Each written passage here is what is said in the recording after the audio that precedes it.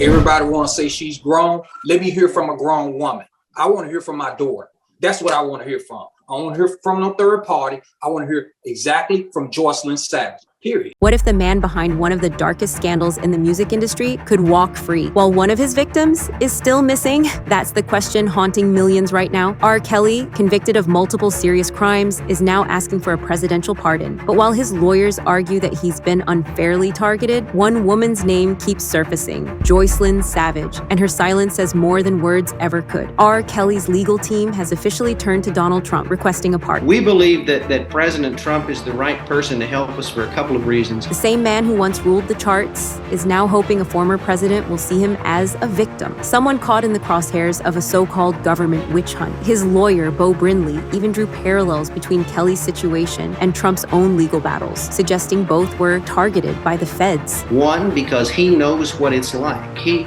just like Mr. Kelly, just like R. Kelly, he was targeted by Biden-era and Obama-era prosecution teams that went after them and tried to destroy them, and he knows how that feels. But there's one massive difference. Trump isn't in prison, and Kelly, he's serving 31 years for charges most wouldn't dare defend. But while the legal circus grows louder, there's someone who still hasn't been heard. Joycelyn Savage, once a rising star with dreams of singing. Then R. Kelly came into her life, and after that, silence. Her family says the last time they spoke to her directly was back in 2019. A brief phone call, no real answers, just a haunting sense of something being very wrong. Since then, the only contact they've had has come from people claiming to represent her. We'll try to reach out to Joycelyn. We have to always reach out through his camp, Robert Sylvester's camp. The same way we did, the same way this time from John Dylan's mother. No response. But who are they? What are their motives? And why hasn't she come forward herself? Her parents believe she's still alive. They pray she's safe, but deep down, they fear she's still under his control. Even now, even with him behind bars. And what makes it all more unsettling is who won't talk about her. R. Kelly's lawyers have been crystal clear on one thing. They don't want to talk about Joycelyn. When asked, they shut it down. Not willing to discuss her at this time, they say. Why? Because they're focused on him, on his health, his rights, his sentence. But critics say that silence isn't just legal strategy. It's evasion. If Joycelyn were fine, if she were truly free, wouldn't they be shouting it from the rooftops? Instead, there's only quiet, a void. And that's exactly what her family can't accept. So they're speaking up and they're not holding back.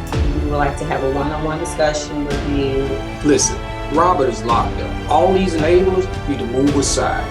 Joycelyn, I need to see you at that funeral. Just that simple. Joycelyn's parents, through their attorney Gerald Griggs, have made their stance painfully clear. There should be no pardon, no mercy, no second chance. According to them, Kelly has never taken accountability, not once. He's shown no remorse for what they believe he did to their daughter and so many others. And until they hear from Joycelyn directly, until they see proof she's truly safe and free, they're going to fight. Because to them, Kelly isn't just a convicted criminal. He's still a threat, and their fears don't come out of nowhere. They come from a pattern that's all too familiar. R. Kelly wasn't just convicted of one crime. In 2021, he was found guilty of racketeering and sex trafficking. Just a year later, he faced even more charges, this time for child pornography and enticing minors. Over the years, countless women have come forward with nearly identical stories: grooming, manipulation, isolation, control. Joycelyn, they say, was no different. The Savage family believes she became another victim in that same twisted system. And even now, after all the headlines and verdicts, that psychological grip may still be there. It's the kind of influence that doesn't just disappear when the prison doors slam shut. And that's why the speculation has only gotten louder. Online, theories have begun to swirl. Some say Joycelyn may be hiding voluntarily, choosing silence over exposure. Others fear she's still being manipulated, possibly coached on what to say or even watched. There's no way to know for sure, because there's been no direct confirmation from her, just unanswered question, that, and growing concern. Could she be safe but scared to speak? Or is there something darker still keeping her out of the spotlight? Meanwhile, Kelly's team is shifting focus, and fast. According to his lawyers, prison life has taken a toll on the former R&B star. They claim he's been hospitalized and placed in solitary confinement due to threats from white supremacist groups. But one of the two white supremacists that we've been able to reach, that have been able to admit that they were approached about committing the murder of R. Kelly, said that poisoning is an option. Now they're pushing for home confinement, arguing that his safety is at risk and that he should be allowed to serve his sentence under less severe conditions. But critics say it's a distraction, that the real goal is to paint him as the victim and make the world forget the long list of survivors still waiting for justice. And now they're betting that Trump might be the one to help them pull it off.